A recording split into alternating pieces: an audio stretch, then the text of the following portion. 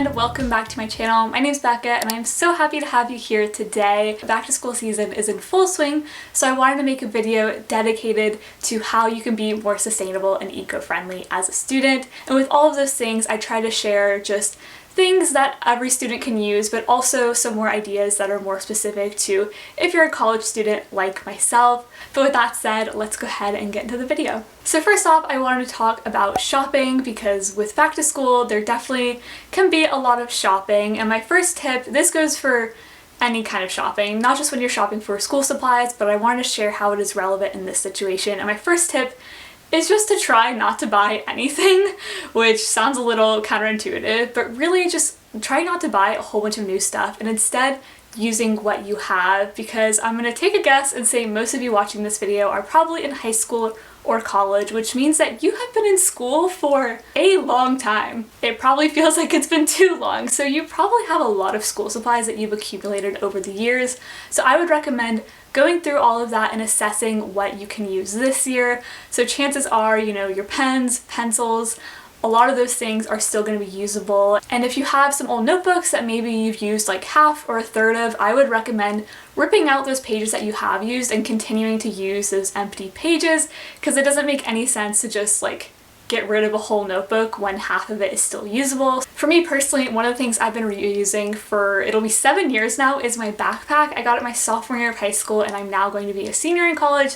So like I said, it'll be my 7th year using this, assuming I did the math correctly. I really hope so, considering this is a school video. It has just lasted me a really long time, and so there's just been no need to get a new one. And something else I did when I moved into my dorm freshman year is I actually took my duvet and my tapestry, as well as some other little things, from my bedroom at my parents' house. So I didn't have to buy a whole bunch of new stuff and totally decorate my dorm with all this new things. Instead, I was able to use what I already had. And this did mean that my room at my parents' house was a little bland for that year, but it was only 1 year and those items are back at my parents' house. Now, of course, there's probably still going to be things you need to buy, and of course, as always, I would recommend you look for as many of these things as possible secondhand.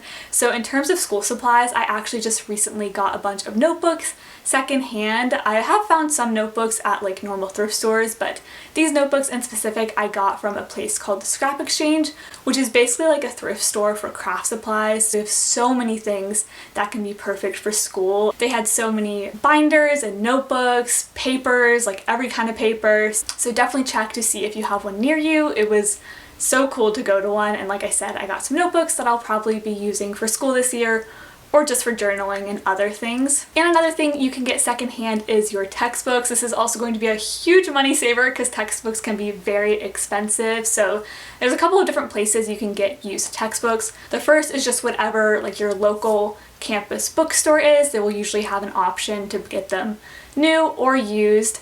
You can also check websites like ThriftBooks. ThriftBooks is a really awesome website that sells secondhand books, so I got one textbook off of there. Or of course, if you need to, you can use Amazon. I try not to use Amazon as much as possible because I just morally do not agree with it, but I did get one off of Amazon and I was able to get it used though. And with most of these places, you'll be able to also select the condition of your used textbooks, so you can get one that is new. Some of the used textbooks I've gotten have been in perfect condition, or you can get whatever suits your needs and your budget. And another thing you can do with textbooks is instead of buying them even used, you can instead rent them used. This is what I did with any books that weren't relevant to my major, because those ones I didn't really need to keep after the course. So instead of buying them used, I rented them, and this is just a great way to kind of keep them circulating, and it just means that less textbooks have to be produced all around. And the other element of school supplies I wanted to mention that you can get secondhand is technology. So if you're in need of a new laptop,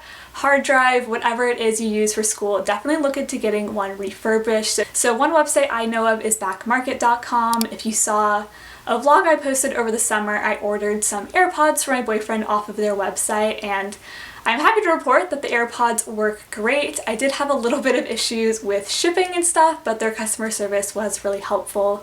And I know that they do a student discount, which is perfect for school supplies, so definitely check Back Market out, and I'm sure there's plenty of other websites you can look for as well. And then in terms of shopping secondhand when it comes to dorm and apartment essentials, you can get so many things secondhand. If you've watched any of my thrift hauls or like my room tours, you will know that I've gotten so many things secondhand. A lot of my furniture, like this bed frame, was secondhand, as well as just tons of like decor pieces, and also those essential homewares like plates and cups.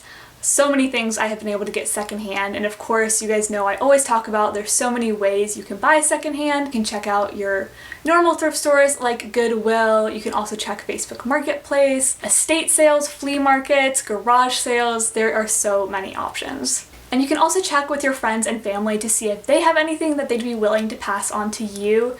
One of my friends is moving into her first apartment, and she was showing me all the stuff she got secondhand, which made me so happy. And quite a few of the things were actually things her parents had saved from when they were in college, specifically to give to her for her first apartment. So check with your parents and anyone else in your life to see if they have anything they could pass on to you. And then of course, if shopping secondhand fails, you will probably need to buy things new, but of course try to do so in as sustainable way as possible. So I know there are lots of other videos out there that can give you tons of great ideas for more sustainable school supplies, so definitely check those out. But one I did want to mention in this video was the brand Decomposition. So they sell composition and other types of notebooks, but composition kind of, you know, works better with their name. But they sell these notebooks that are made of recycled paper, soy inks, all these great things, and they're also pretty widely available. You can just order off of their website, of course, but I've also seen them in places like Target and Barnes & Noble, so that might be something that's a little more accessible for everyone. Another thing I wanted to mention,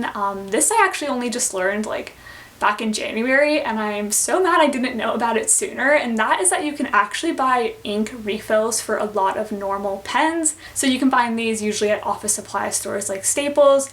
You'll just need to know what kind of pen you have, and then you can just buy the refills for them. And of course the refills are still going to be packaged and, you know, have some plastic, but I feel like overall this is still really going to reduce just the amount of product and packaging you have to purchase when it comes to pens. And another way you can shop a little more sustainably, this one goes for both school supplies and, you know, all of your dorm and apartment needs, and that is to support small businesses. So one example of this is my planner. I use a bullet journal, and I get my journal and my pencil pouch from the company Archer and Olive, which is a woman-owned business that I absolutely love supporting. I'll link them down below, but of course there are so many other small businesses.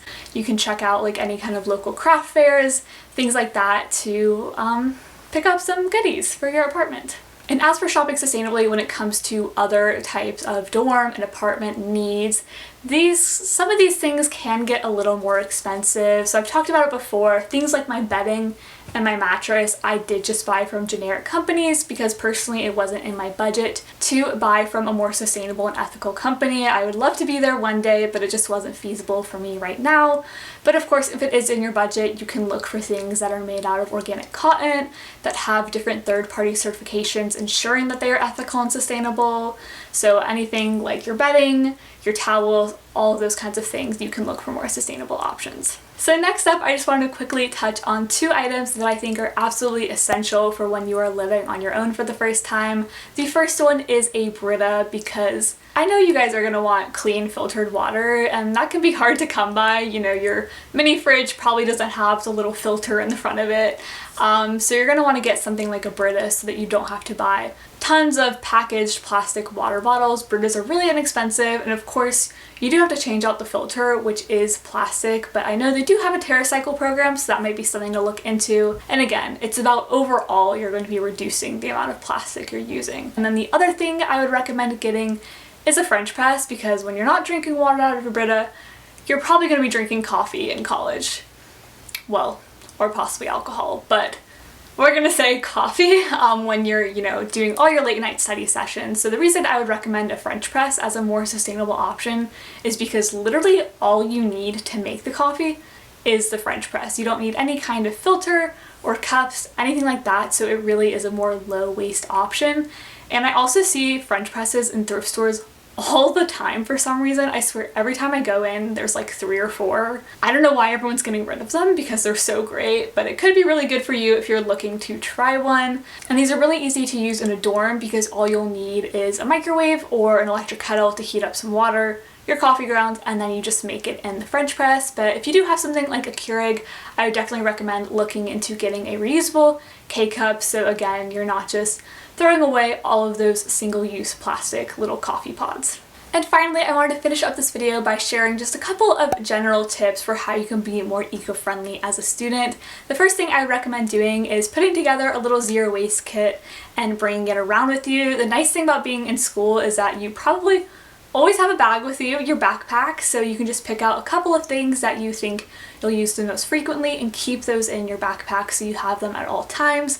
So this could look like bringing your reusable water bottle and coffee cup around with you. Maybe you put together a little utensil and napkin set if you tend to eat lunch on the go a lot. Just little things like that can really help, and since you have a bag, you can also always use that as a shopping bag if you need it. My next tip is to look into what kind of services your campus or school offers. So see if they have a recycling program and familiarize yourself with their rules to ensure that you're recycling properly. You can also look and see if they have anything like a composting or gardening facility to take your impact a little bit further. My third tip is to bike or walk to your classes. I was definitely a lot better about this my freshman and sophomore year of college because I lived very close to campus.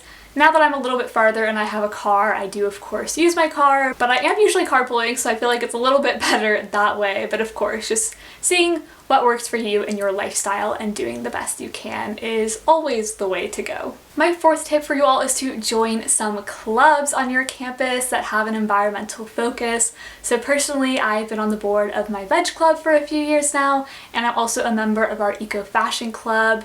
And with veg club specifically, it's just been so great to find a community to support me as I am vegan and do vegan things. And we also do things on campus like handing out free food samples of vegan foods, doing screenings of vegan documentaries. So we also are able to kind of bring this information to our campus and help educate the other students, which I think is really great just to continue to get the message out there about environmentalism. So definitely check to see what kind of clubs you might have. I know here at my school we have even more than just those two, so there's probably an option near you, and if there isn't, you could always be the one to start one, which I think would be super, super cool.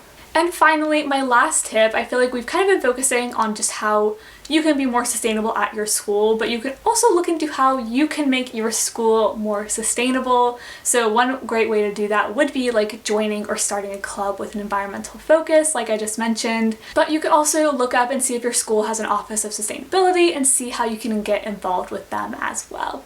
So that is all for today's video. I know we didn't cover some areas, but I do have some other videos on my channel that I think might be helpful about like my sustainable bathroom, my sustainable laundry routine, so I'll link some of those down below if you're just looking for some more advice, especially if you're kind of living on your own for the first time and want to do so more sustainably. And of course, you can also go follow me over on Instagram. I post a lot of very similar stuff over there, so if you're looking for even more tips, definitely check it out. And of course, if you made it this far, please subscribe and give this video a thumbs up, as well as turn on the post notifications. I always say it, but those 3 things is really the best thing you can do to support my channel, and I'm so, so grateful for it. But I'm gonna leave you all here. I hope you all are having a wonderful day, and I'll talk to you soon. Bye.